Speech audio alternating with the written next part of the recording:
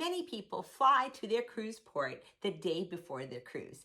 But why? You could be saving a ton of money by flying in the morning of your cruise. You don't have to pay for a hotel the night before. You don't have to pay for extra meals. And transportation is so easy. You go right from the airport directly to the cruise port. However, if you don't make it to your cruise, you are going to be out a ton of extra money. In fact, you may be out your entire vacation. So what's better, flying in the day before or flying in the morning of? Let's talk about it. You're watching Cruising with Dee.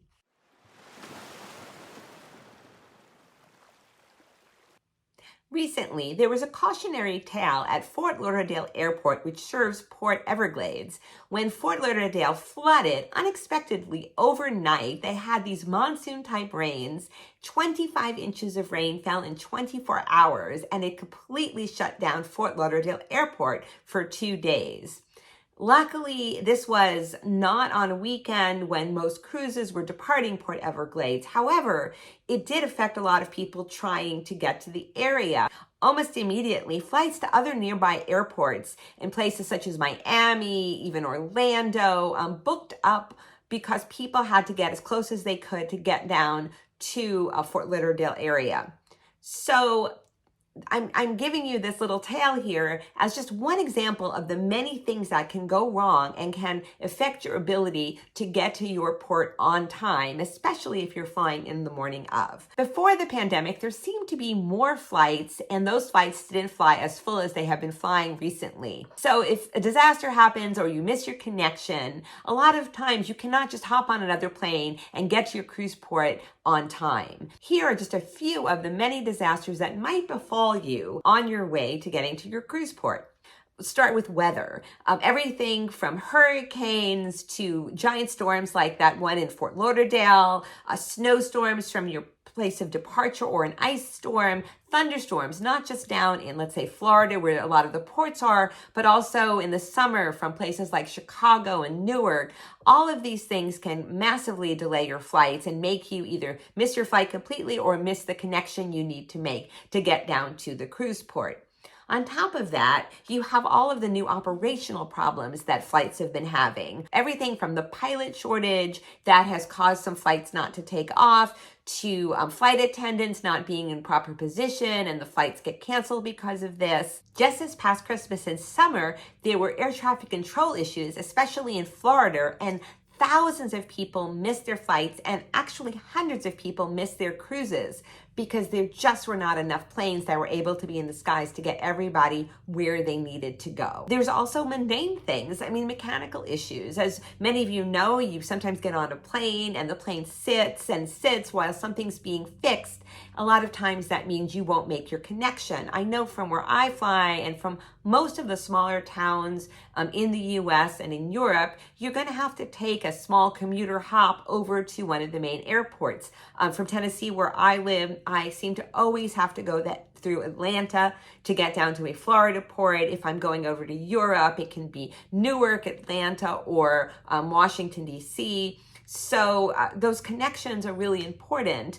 Of course, leaving enough time if something happens is great. A lot of times you just can't schedule quite enough time, so if something happens, you'll still make that connection. Especially, it seems, when going to Europe, you can hit giant strikes by the airlines, the pilots. We had a terrible situation going to a Viking River Cruise just this past October, where a friend of ours almost completely missed the cruise because of a sudden airline strike. So she couldn't make her short hop to get to Budapest. And the worst thing about that airline strike was when she got in the plane in the US, the strike hadn't happened yet. She lands and the strike had come out of nowhere, and there were absolutely no connecting flights to be found. So all of those things can contribute to possibly missing your cruise if they happen the morning of the cruise when you're flying in.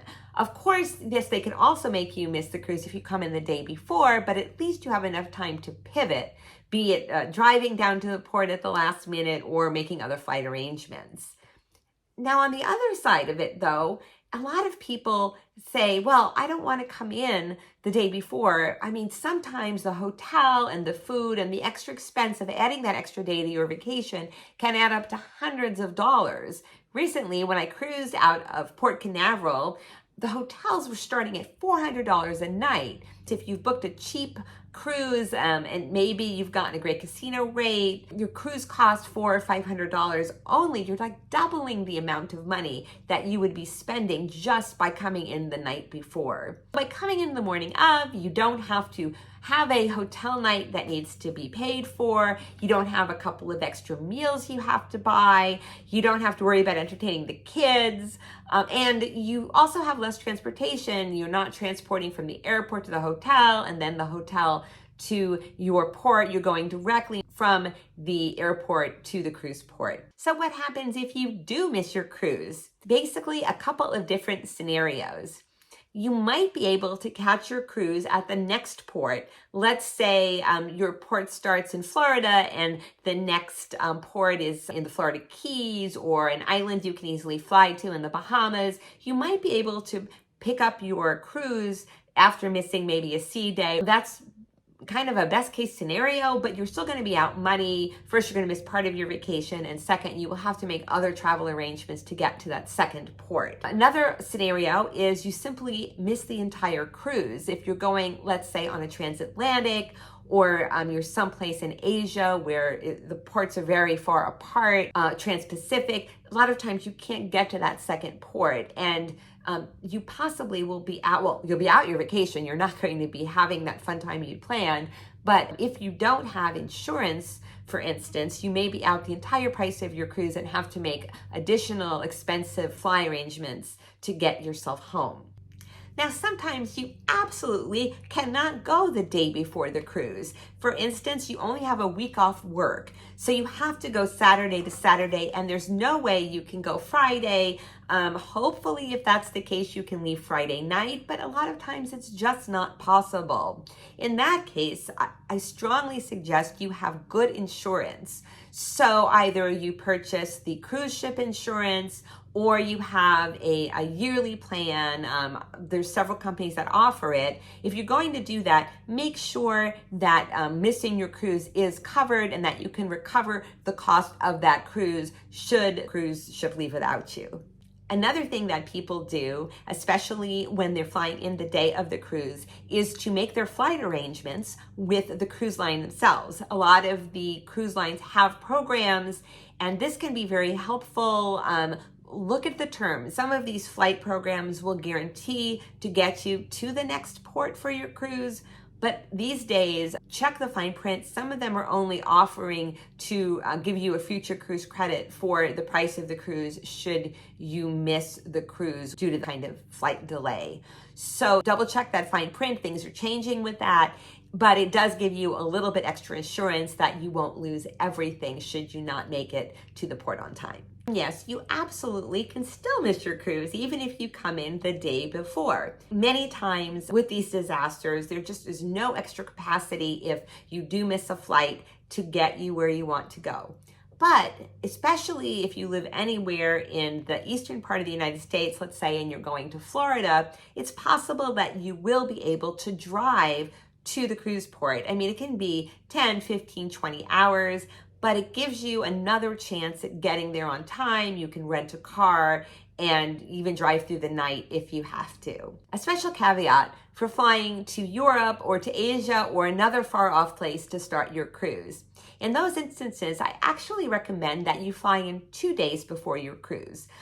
One, there's just so many more things that can go wrong when you're connecting for an international flight. And two, the stakes are higher. You've probably spent a lot more money on the cruise. You've had to make bigger plans. A lot of times these cruises are longer. So that little bit of extra insurance is wonderful. Not to mention it gives you time to explore the first port that you'll be at. So just this October, we had a group of friends going on a Viking River Cruise starting in Budapest to go down the Danube. Everyone who was flying in from Idaho and from Tennessee got there with no problem. However, we had a friend coming in from California, and while she was in flight, the small European airline that was her connecting flight to get to Budapest had a sudden airline strike. All of their planes simply stopped. They weren't flying, and she could not find an alternate flight. Luckily, we had all decided to fly in 2 days before. Viking River and Viking Ocean region, a lot of these cruise lines starting from Europe or from Asia will offer like these 2-day hotel packages. So you get there early and it's included. We had all purchased that. So plans were to get to Budapest 2 days before the cruise started. And we all got there fine, but because of the delay, our friend got there just the night, very late, the night before the cruise was to take off. She also had absolutely no luggage. The airline had lost her luggage. We had an air tag. We kind of knew where it was. It was in some giant like storage locker with a ton of other lost luggage. We had just enough time the morning the cruise was going to leave to go and buy her some clothing and some toiletries. I mean, she had next to nothing.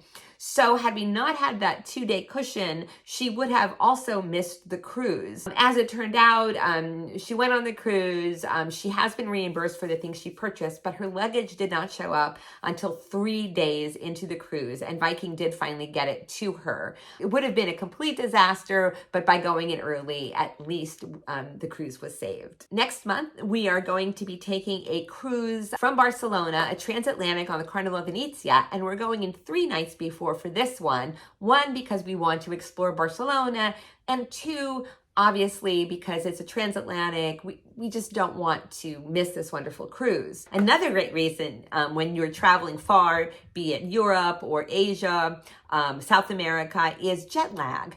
So by going in a couple of days early, you're going to get over your jet lag before you actually start your cruise, and that's another benefit. You're going to be better rested. If you do need to make any purchases, you'll have a little bit of time before you start the actual cruise trip. What about if you're driving to the port? Well, if you're driving to the port, at least destiny is more in your own control. That said, things can happen. You can have mechanical problems. Yeah, you can get into an accident. So I think it pays to try to get at least most of the way there to the night before. I think it's fine to stay up the coast a bit, maybe with a 2 to 3 hour drive if you're down to Florida, or if you're a West Coast and you're going to Long Beach. So you could save a little bit of money with your cruise hotel, but at least it's easy to wake up at 6 a.m. the morning of the cruise and get yourself down there with plenty of time in case something does go wrong. So I may be a bit of an over planner. I may suffer from a little bit of anxiety. I am one of those people who likes to get to an airport 3 hours before my flight, which is kind of ridiculous, but I'm always afraid in a port the cruise is going to leave without me. So, all right, I do suffer from that a little bit. But even my husband now agrees that it is better to get to the cruise port a day or 2 before the cruise. He's seen enough now and heard of enough people who have missed the cruise entirely, have run into other troubles. So since the pandemic, he has changed, and he's a little bit more like me when it comes to wanting to get to the cruise in advance. I hope that's helpful to you, especially if you're new to cruising, or whether you're having an argument with your significant other about is it worth it to get to your cruise port a day or more in advance.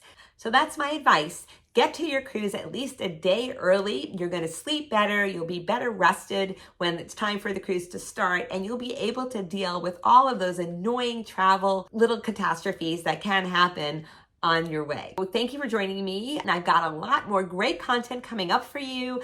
I have a ton more information on the Carnival Mardi Gras trip I recently took. We'll be on the Carnival Venezia coming up next month, and a ton of more things planned for the fall, plus a trip to Japan in August. Hit the subscribe button. Also, please like my videos, and tell me in the comments what you think. Are you one of those people who likes to get there early for your cruise, or are you one of those people who's like, nah, the chances of something are happening are not that great.